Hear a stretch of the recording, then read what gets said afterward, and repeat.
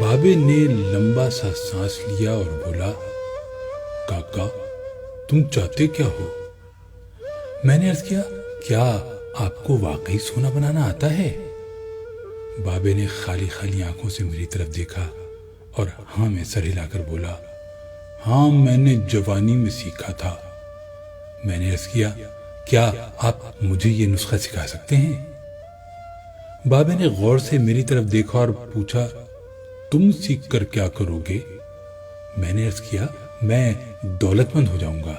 بابے نے قہقہ لگایا، وہ ہنستا رہا، دیر تک ہنستا رہا، یہاں تک کہ اس کا دم ٹوٹ گیا اور اسے کھانسی کا شدید دورہ پڑ گیا۔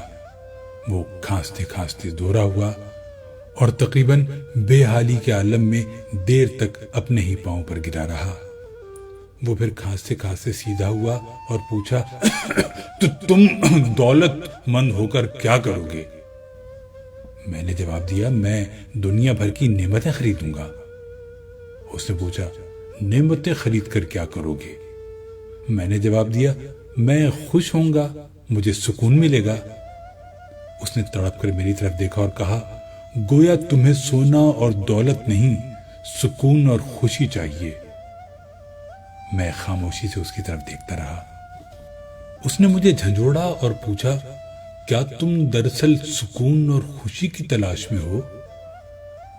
میں اس وقت نوجوان تھا اور میں دنیا کے ہر نوجوان کی طرح دولت کو خوشی اور سکون سے زیادہ اہمیت دیتا تھا، مگر بابے نے مجھے کنفیوز کر دیا تھا اور میں نے اسی کنفیوژن میں ہاں میں سر ہلا دیا۔ بابے نے ایک اور لمبا قہقہ لگایا اور اس قہقہ کا ایک اختتام بھی کھانسی پر ہوا۔ وہ دم سنبھالتے ہوئے بولا، کاکا میں تمہیں سونے کے بجائے انسان کو بندہ بنانے کا طریقہ کیوں نہ سکھا دوں؟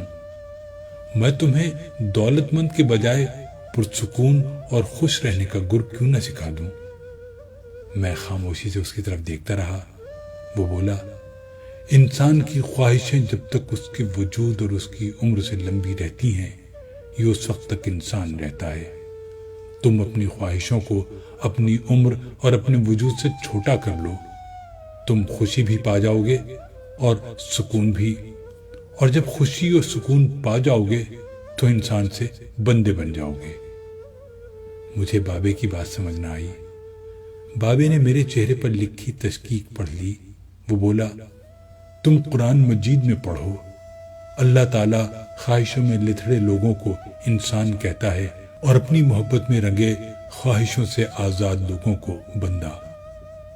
بابے نے اس کے بعد کامران کی 12 دری کی طرف اشارہ کیا اور بولا، اس کو بنانے والا بھی انسان تھا، وہ اپنی عمر سے لمبی اور مضبوط عمارت بنانے کے خبط میں مبتلا تھا۔ وہ پوری زندگی دولت بھی جمع کرتا رہا، مگر اس دولت اور عمارت نے اسے سکون اور خوشی نہ دی۔ خوش میں ہوں اس دولت مند کی گری پڑی 12 دری میں برستی بارش میں بے امان بیٹھ کر۔ میں نے بے صبری سے کہا، اور میں بھی۔ اس نے قہقہ لگایا اور جواب دیا، نہیں تم نہیں، تم جب تک تانبے کو سونا بنانے کا خبط پالتے رہو گے، تم اس وقت تک خوشی سے دور بھٹکتے رہو گے، تم اس وقت تک سکون سے دور رہو گے۔ بابے نے اس کے بعد زمین سے چھوٹی سی ٹہنی توڑی اور فرش پر رگڑ کر بولا، لو میں تمہیں انسان کو بندہ بنانے کا نسخہ بتاتا ہوں۔ اپنی خواہشوں کو کبھی اپنے قدموں سے آگے نہ نکلنے دو۔ جو مل گیا اس پر شکر کرو، جو چھن گیا اس پر افسوس نہ کرو، جو مانگ لے اس کو دے دو، جو بھول جائے اسے بھول جاؤ۔ دنیا میں بے سامان آئے تھے، بے سامان واپس جاؤ گے۔ سامان جمع نہ کرو، ہجوم سے پرہیز کرو، تنہائی کو ساتھی بناؤ۔ مفتی ہو تب بھی فتویٰ جاری نہ کرو، جسے خدا ڈھیل دے رہا ہو اس کا کبھی احتساب نہ کرو۔ بلا ضرورت سچ فساد ہوتا ہے، کوئی پوچھے تو سچ بولو، نہ پوچھے تو چپ رہو۔ لوگ لذت ہوتے ہیں اور دنیا کی تمام لذتوں کا انجام برا ہوتا ہے۔ زندگی میں جب خوشی اور سکون کم ہو جائے تو سیر پر نکل جاؤ، تمہیں راستے میں سکون بھی ملے گا اور خوشی بھی۔ دینے میں خوشی ہے، وصول کرنے میں غم۔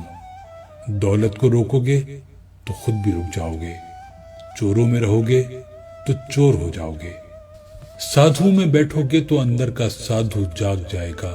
اللہ راضی رہے گا تو جگ راضی رہے گا، وہ ناراض ہوگا تو نعمتوں سے خوشبو اڑ جائے گی۔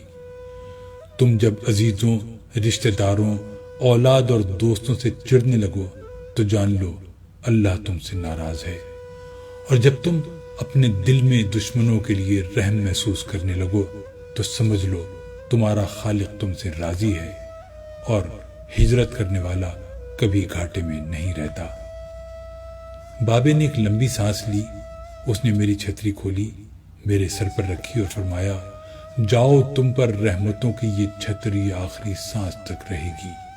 بس ایک چیز کا دھیان رکھنا، کسی کو خود نہ چھوڑنا، دوسرے کو فیصلہ کرنے کا موقع دینا، یہ اللہ کی سنت ہے۔ اللہ کبھی اپنی مخلوق کو تنہا نہیں چھوڑتا، مخلوق اللہ کو چھوڑتی ہے۔ اور دھیان رکھنا، جو جا رہا ہو اسے جانے دینا، مگر جو واپس آ رہا ہو اس پر کبھی اپنا دروازہ بند نہ کرنا۔ یہ بھی اللہ کی عادت ہے، اللہ واپس آنے والوں کے لیے ہمیشہ اپنا دروازہ کھلا رکھتا ہے۔